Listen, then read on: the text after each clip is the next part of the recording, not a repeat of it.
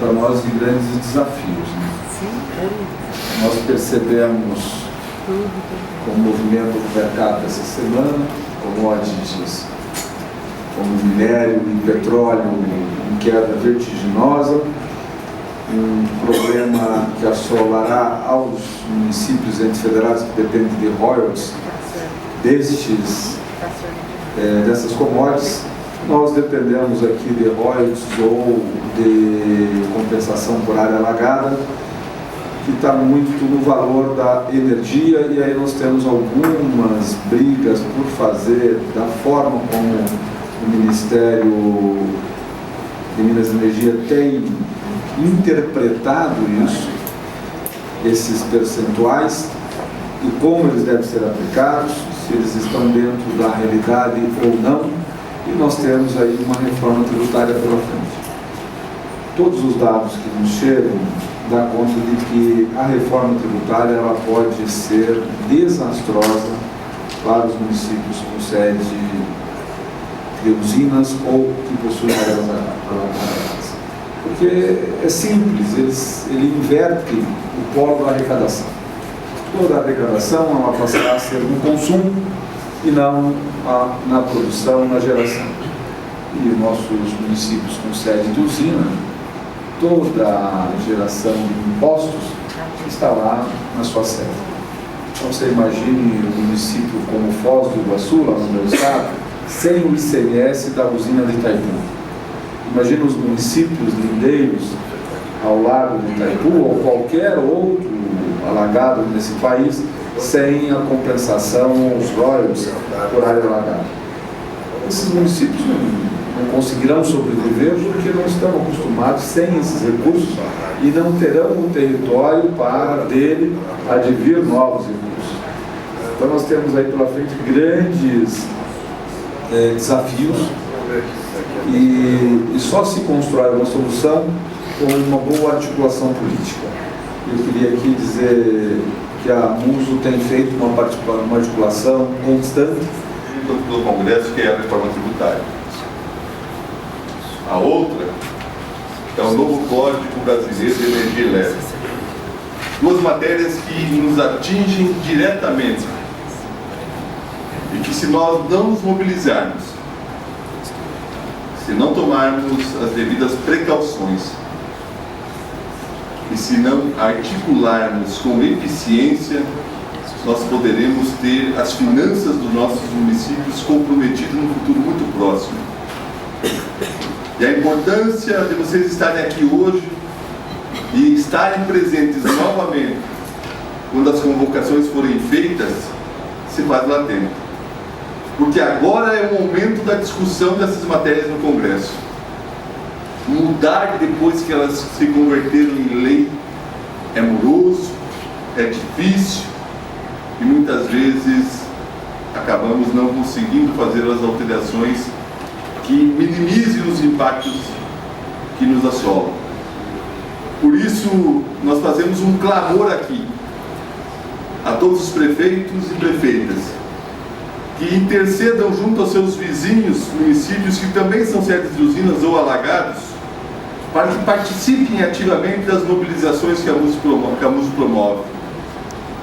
Aqui nós estamos defendendo as bandeiras de mais de 700 municípios brasileiros, mais de 21 estados da federação, mais de 42 milhões de brasileiros, que clamam todos os dias às nossas portas por políticas públicas eficientes, por condições que melhorem a sua qualidade de vida, e nem sempre somente a nossa boa vontade em fazer e ter uma decisão política nesse sentido resolve, porque nós precisamos ter como contrapartida o aporte financeiro necessário que nos permita aplicar estas políticas públicas que a nossa população tanto requer. Reitero, é importante a articulação de todos nós junto aos demais municípios. Se nós ficarmos silentes ou omissos, depois não adianta nós reclamarmos das crises. Nós estamos vivenciando um momento muito turbulento, como falou o nosso presidente da Frente Parlamentar Mista, o deputado Sérgio Souza, por conta dessa instabilidade, de certa maneira, política, por conta dessa instabilidade de saúde pública mundial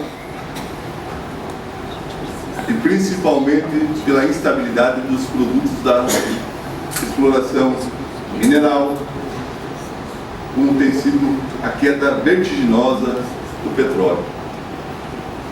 E tudo isso faz com que nós fiquemos vigilantes, atentos e muito perseverantes naquilo que entendemos ser necessário para resguardar aquilo que com muita luta foi conseguido e ainda mais, possamos também ampliar aquilo que é nosso de direito.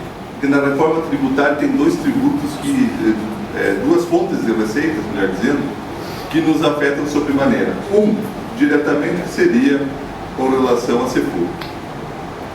O segundo, o valor, para quem recebe de usina, com relação ao valor adicionado para fins de cálculo do ICMS. Se nós perdermos essas receitas, imaginem o tamanho do colapso financeiro que as prefeituras podem passar. E como nós vamos fazer frente a essas perdas? De onde nós vamos tirar receita? Então nós temos que agir agora. Talvez muitos ainda não tenham se dado conta da importância que está sendo esse momento onde o governo sinaliza de maneira muito clara que quer fazer uma reforma tributária.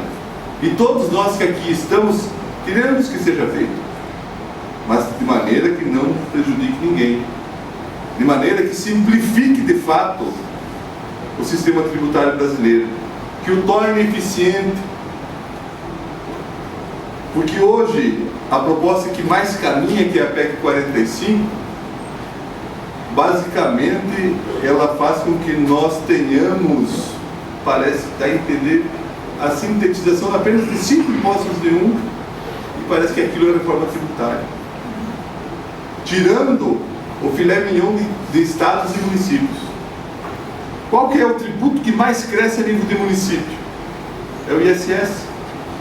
A nível de estado, é o ICMS.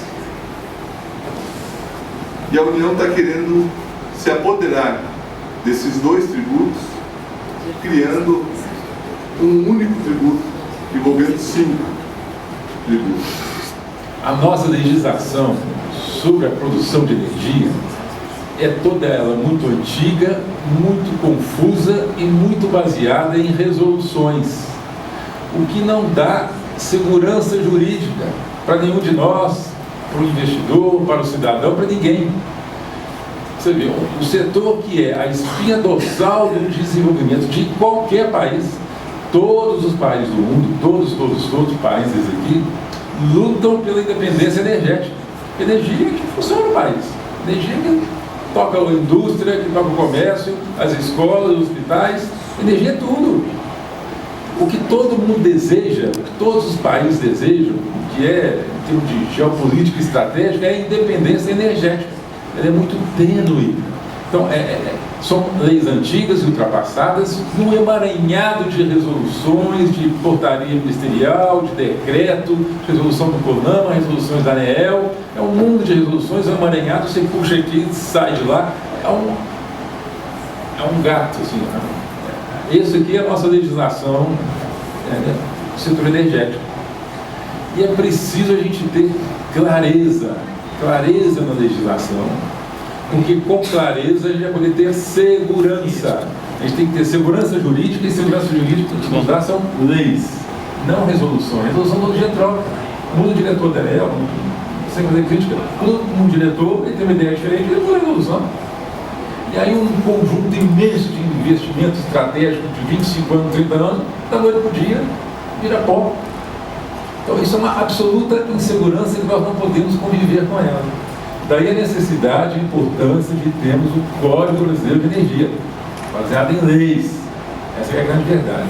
Em diálogo sempre muito franco com a diretoria, ficou definido ano passado, em abril, que nós contratamos 2 consultores especializados nisso, para dar um norte para a gente agir. E por incrível que pareça, Deus está sempre do nosso lado nos orientando, e nós concluímos o estudo brasileiro do setor elétrico.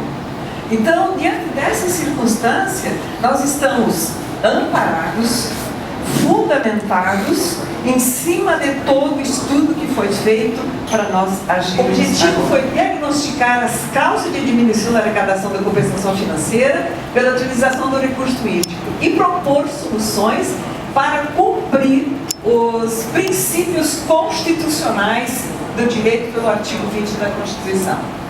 Nós somos amparados pelo artigo 20 da Constituição de 88. E na Constituição fala que a participação dos cálculos da compensação financeira é pela exploração de energia. E não é o que está acontecendo hoje. Depois disso veio a Lei 7.000, que regulamentou o Código da Constituição. Aqui em 98 veio já com alterações no novo sistema. E a partir daqui entrou um decreto, que esse decreto, eu diria que ele é, usando a palavra mais ideal, ele é sinistro para quem tem áreas alagadas. O diagnóstico também mostrou que a metodologia vigente, ela provoca discrepância na arrecadação entre usinas com geração. As 178 usinas grandes e médias, nós temos 219, mas médias e grandes são 178. 40% estão gerando acima do potencial e 60% estão gerando abaixo, aonde tem a perda da compensação financeira de vocês.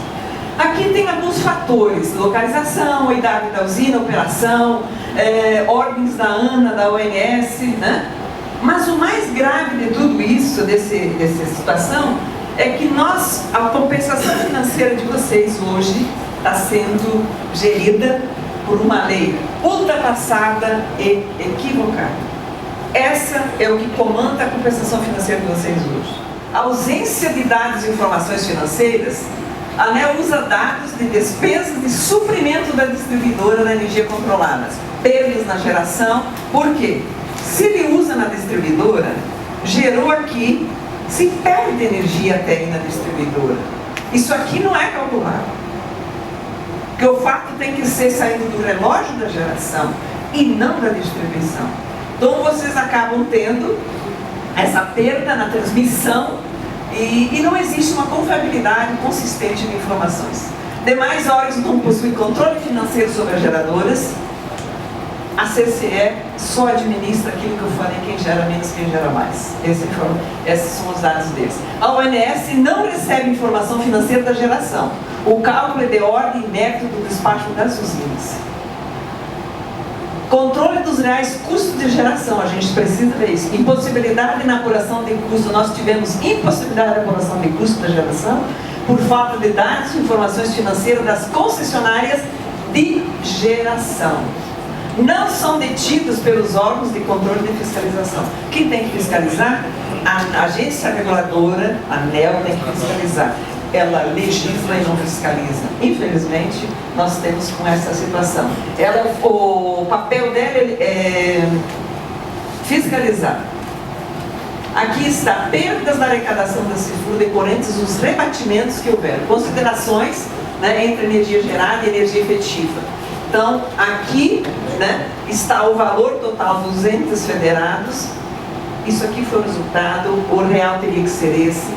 Essa aqui foi a perda dos 3 entes federados, essa aqui é a perda dos municípios, de 14 a 19. De 14 a 18, são 5 anos.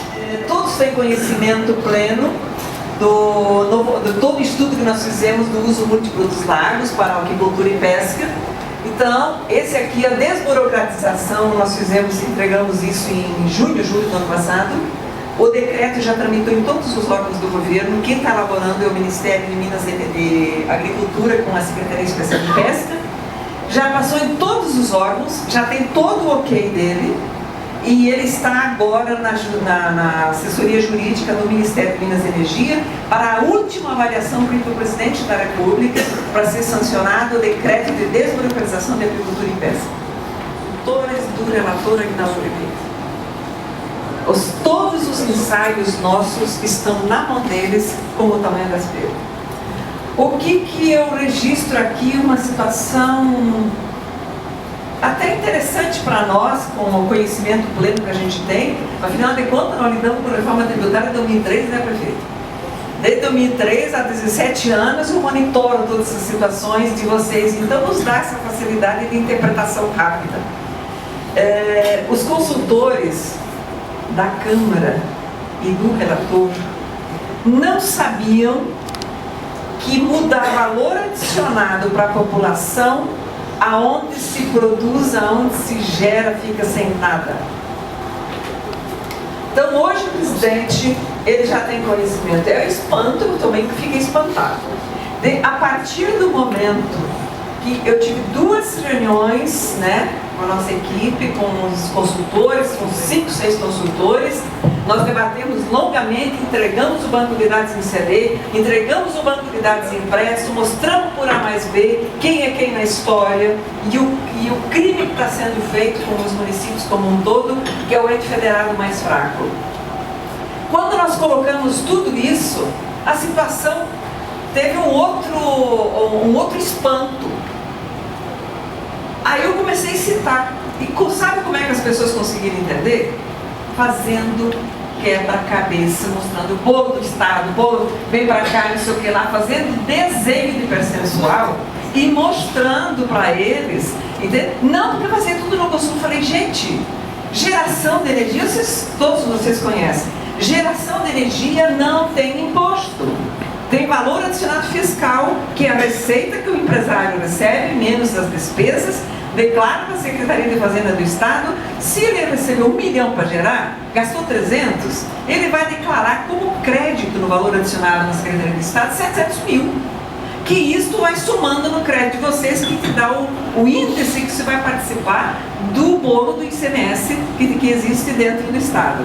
A partir do momento que nós colocamos isso, eu falei, bom, não, mas tudo vai ser destino.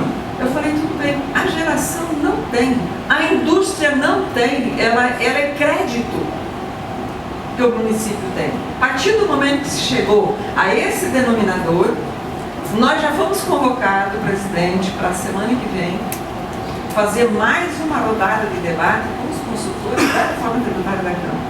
E mais ainda agora com os do Senado, junto por causa da comissão mista. Poderíamos estar nos nossos municípios cuidando das nossas questões paroquiais, que são muitas demandas, e nós todos estamos aqui fazendo a diferença. Justamente num momento muito delicado, como disse o deputado, de muitas mudanças e transformações que vão atingir a todos, seja positivo, seja negativo, como está, não vai ficar. E a nossa associação, com a participação de todos, pode sair deste momento, deste episódio, de tantas mudanças, da reforma tributária, da reforma política, de todas as reformas que estão acontecendo no país, muitas incompreendidas, Sim. melhoram pior do que nós estamos hoje. E não há dúvida, eu fui dos primeiros que levantou essa questão na reforma tributária, de que os municípios produtores,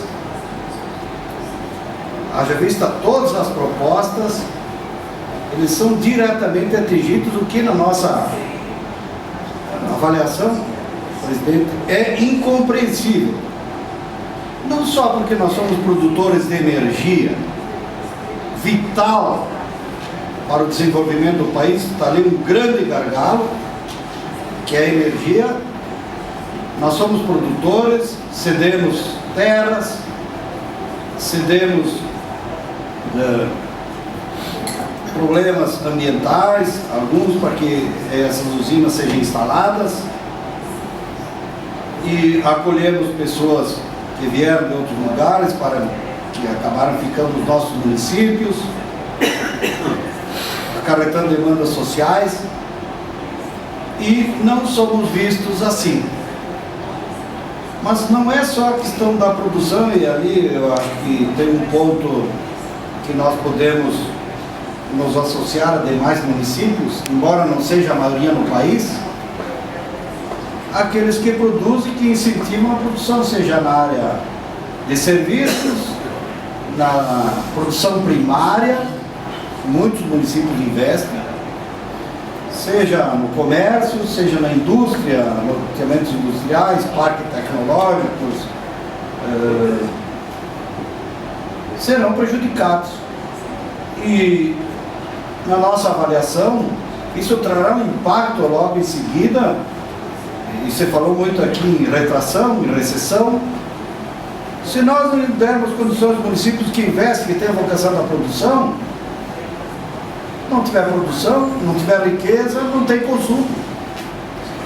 Então, nós trabalhamos muito isso, com os demais municípios produtores, e tentar sensibilizar os parlamentares, deputados e senadores, e o governo, para que olhem com outros olhos. Por todas as propostas apresentadas e as discussões, da forma que está, Terezinha, o presidente, embora o governo e a pressão da sociedade queira que saia logo, ainda este ano, a reforma tributária, ela não é muito fácil de acontecer. Afeta o interesse da União, dos estados, dos municípios, e aí a questão é mais delicada. Mas nós temos que estar muito atentos, presentes, fazer esse sacrifício que todos nós fizemos nesses 2 dias de estar aqui.